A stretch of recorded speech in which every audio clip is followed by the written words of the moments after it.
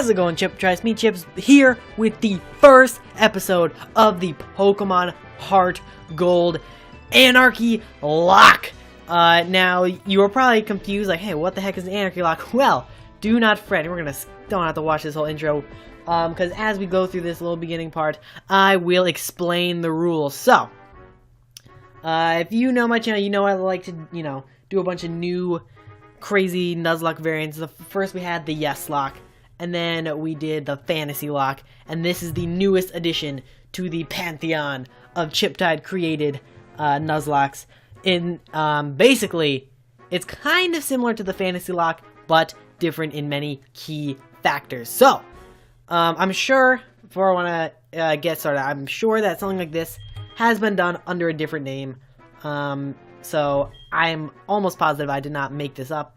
Someone else probably did, but nonetheless, here are the rules to the Anarchy Lock. So, first three rules, standard Nuzlocke rules. If you have seen any series in this channel, pretty much any series, you probably know what that is, but in case you don't, I will explain. So basically, a Nuzlocke is a set of self-imposed rules you put on a Pokemon game to make it more challenging and more emotionally taxing at points, all that good stuff.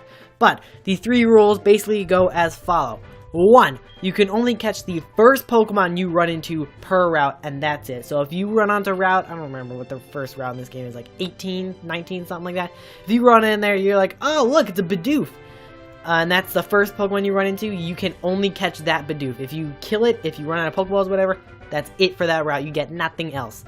Number 2, if a Pokemon faints at any time for whatever reason, it is considered dead and must be placed in the box, never to be used again. And number 3, you must nickname every Pokemon you catch. So those are the regular old Nuzlocke rules, but the Anarchy Lock gets a little spicy. Basically, it refers to the way the game has been randomized. If you don't know, anarchy basically means no rules.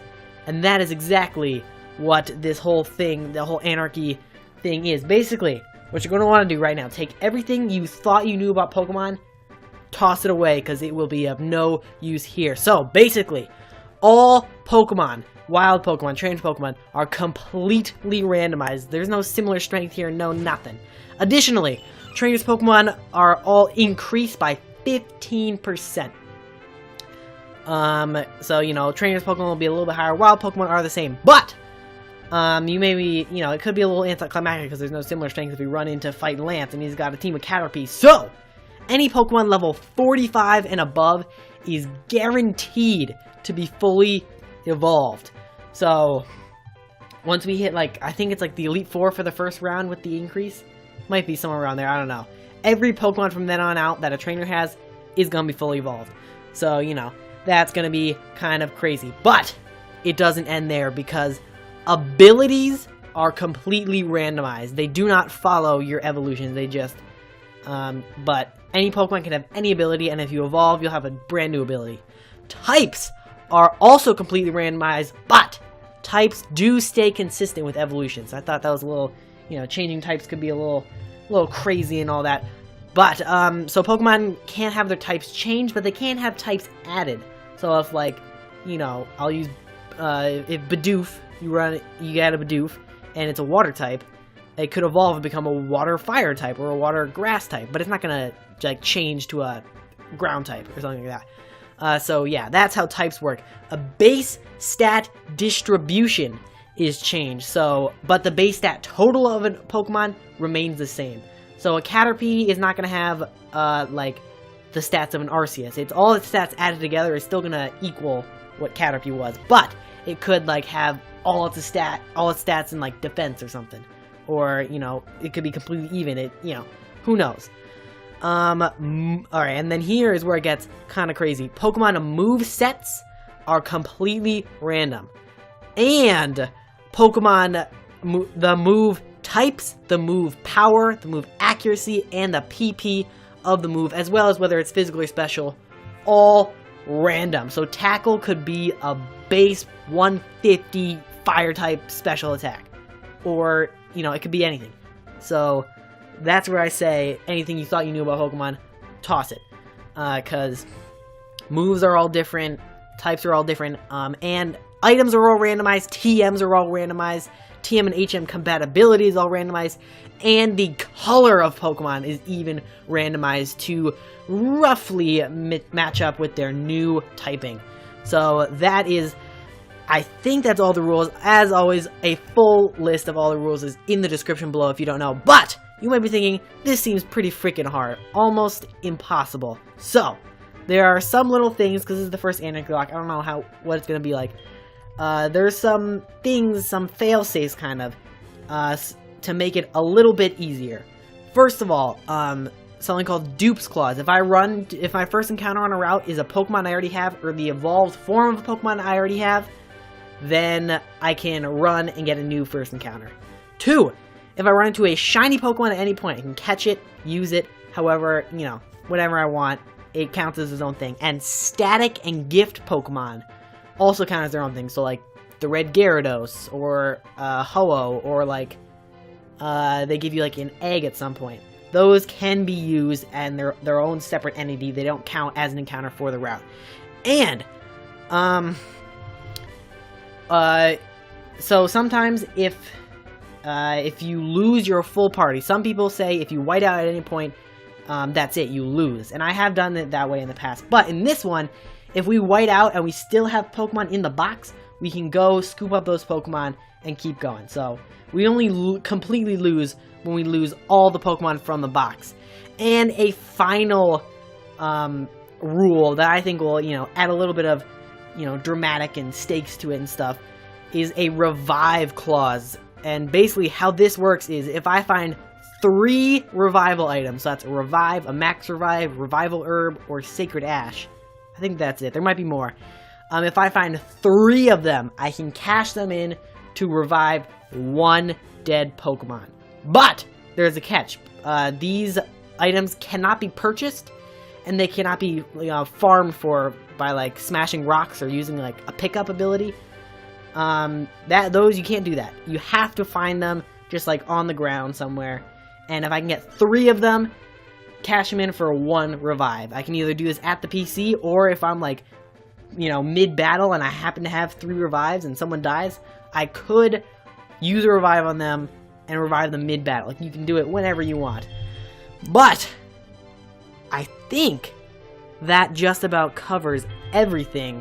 So, let's go ahead and pick ourselves. I'm going to be a boy, and my name, as you probably know if you've seen anything else on this channel, I always do my name as Chips. So, boom, there we go. Your name is Chips. I know I haven't read any of his dialogue yet, but we're gonna hop in here. Chips, are you ready? Your very own tale of grand adventure is about to unfold. Fun experiences, difficult experiences. There's so much waiting for you. Dreams, adventures. Let's go to the world of Pokemon. Oh my god. Oh, there's something else I have to mention. Alright, so for the first time on this series, if you want to play this game yourself, well, now you can. If you go down to the description, there's a link where you can, brings you to a page with a tutorial and all the stuff you need to play this exact game yourself. So you can play along, you can, do whatever you want. You could, even if you have a YouTube channel, you could do a whole series yourself on it, or whatever you want. All I ask is don't spoil anything big for me.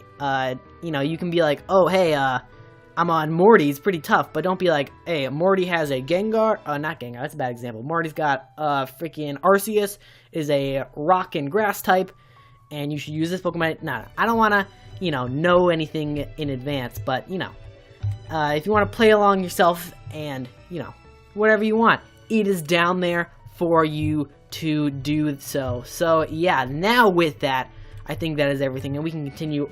And if you couldn't tell by the title, this is the Choose My Starter episode. So we are going to be going and looking at what our starters are, and you can vote down below on who you want us to pick. But I forgot to read this. Oh, I almost forgot. Our acquaintance Professor Elm was looking for you. He said he had a favor to ask of you. You know where his lab is, right? It's right next door to us. By the way, do you have everything you need to go out? Here, use this bag to carry things. This is your trainer card. Here you can save record of your progress. These are also rather helpful. Boom! Just try touching the icons and you'll know what they do in no time. Alright, so I guess she gave us a freaking wrench. That's fine. But! Oh, I'm so excited to see what our starters are. Oh yeah, here comes. Here's Meryl. Alright, here's Lyra. Oh boy. Does she say anything or does she just like run away? I don't remember. Yep, she just pieces out. Alright. Whew. This is it. This is the oh, let's talk to this guy. I don't know what the voice to give him. So, this is the famous Elm Pokemon Lab. What are you staring at? Oh, just shoving us out of the way. Alright, oh well. Oh, let's head in here, and this is the moment of truth. I've been looking forward to this. Oh boy. Hi, Chips, I've been waiting for you. Do you know anything about my research? As you know, Pokemon are carried in Pokeballs these days. But before their Pokeballs were invented, people used to walk with Pokemon, just like your friend Lyra does. Pokeballs are great because you carry many Pokemon, but walking with Pokemon must have some advantages. Again, it's like to do with the way Pokemon grow or evolve. So I'm gonna give you a Pokemon. Can you walk beside this Pokemon outside of its Pokeball to see if it brings any special feelings or bonds between people and Pokemon? The device over there has some Pokemon you can choose from. Oh, hey, got an email. Okay. Hey, listen, I have an acquaintance that people call Mr. Pokemon. Do they just call him that, or is that his name? I don't know. Kind of weird, but he finds weird things and keeps raving about his discoveries. Anyway, I just got an email from him saying this time it's real. It's probably just another Pokemon egg, but we're so busy with our research. Wait, I know. You can go to our place, right? We can count on you. You can choose one of the Pokemon from over there. Oh boy, here we go. This is the moment of truth. So remember, you at home have the fate of this decision in your hands. Just go down once the starters are revealed and vote on which one you want us to pick. And whoever has the most when I record part 2, or I think this one's part 0, so part 1 technically. That will be the starter we pick. So, let's see. The first one is Rapidash, the ground type Pokemon. Okay. Rapidash looks pretty cool. Alright. But, oh, also, I made it so that our rival keeps his starter throughout the whole game, I think. I'm pretty sure. So whoever we pick, our rival will have the one that typically would have been strong against it. But let's see what the next one is. Ooh, the bug type Pokemon, Electivire.